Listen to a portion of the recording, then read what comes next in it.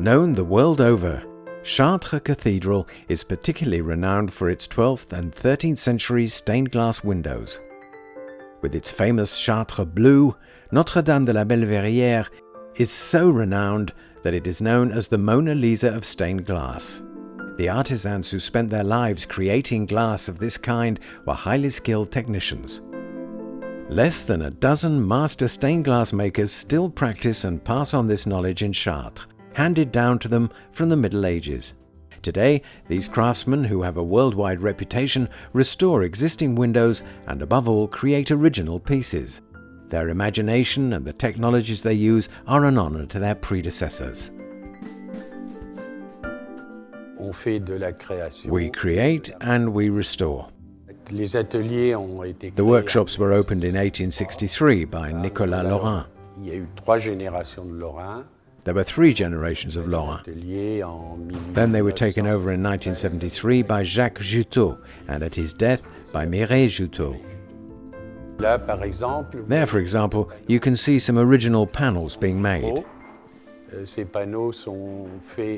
They're made with antique glass, with enamel work and pieces of overcooked glass to give a variety of textures and effects.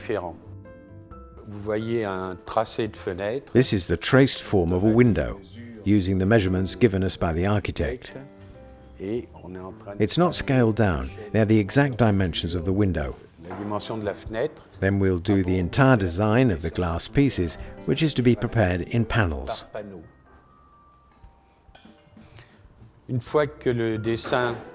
Once the drawing is finished, we make templates corresponding to the final pieces of glass, which we lay out in whatever tone we've chosen.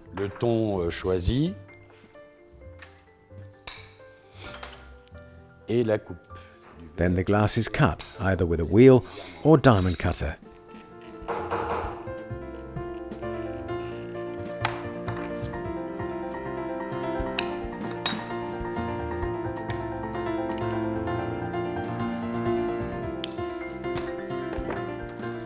Here, as you can see, we're resetting or re-leading a 19th century panel that is being restored. It's been dismantled and the original leading has been taken out. Some of the pieces have been glued and now it's being entirely re-leaded.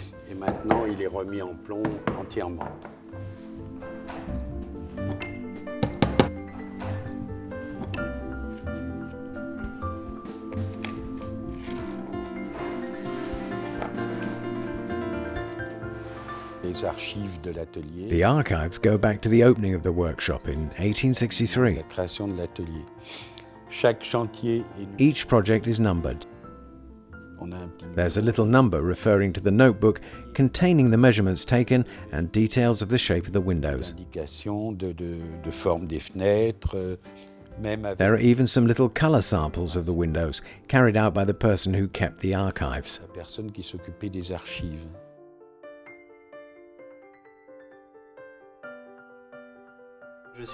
My name is Kevin Picot. I'm a stained glass maker. Our workshop was set up about 30 years ago, and we work essentially for private clients.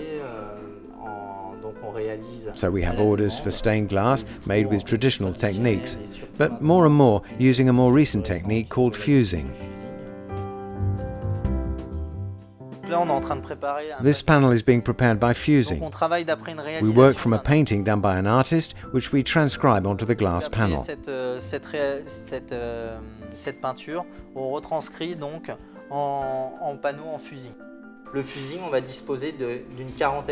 With fusing, we have about 40 basic colors, and we can widen the range by superposing one or more of them. This gives us a palette of 400 or 500 colors. We also produce tableware pieces, so we work both for private homeowners and for restaurants.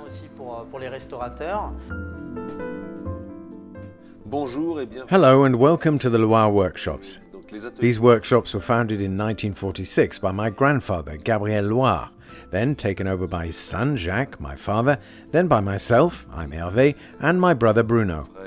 We now have a team of just under a dozen people. This is the traditional stained glass workshop, that is to say using lead for windows like those of Chartres Cathedral, made of antique glass and lead.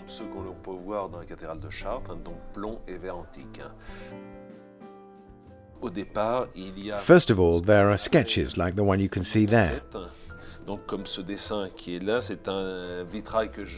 It's a stained glass window that I'm going to make for a church near Rouen.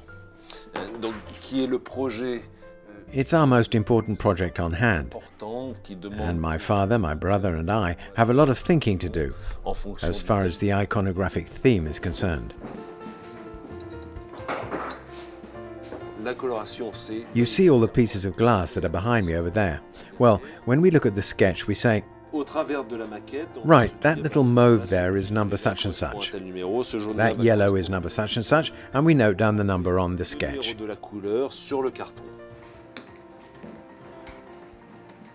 Most of the glass we use comes from the glassworks at Saint-Just-sur-Loire. It's what we call antique blown glass, always mouth blown. The engraving up there shows how the pieces are made, using a bottle. It's cut right down the middle, then it's heated and it rolls out, so we get a leaf of glass.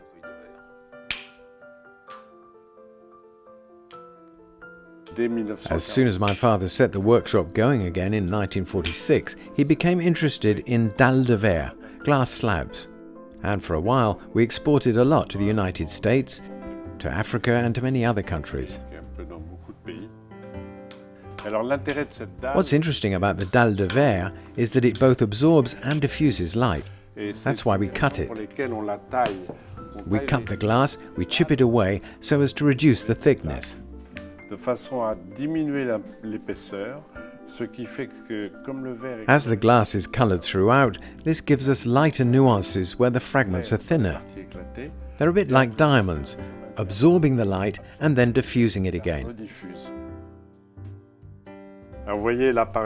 Here, for example, is a small piece in stained glass which we're going to make using the glass slab method. That's the sketch model that I've drawn. Those are the almost identical panels that have been made using the templates, cut as accurately as possible.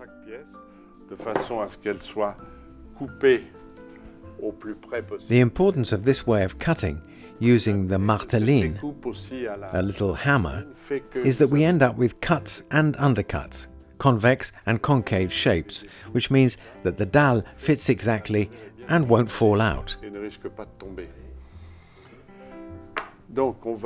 So, when all the pieces of glass are cut out, and we're happy with our choices, we'll make a frame around it all, either in iron or wood, and we'll pour mortar on it, which will run between the pieces of glass and set hard to make the panel solid.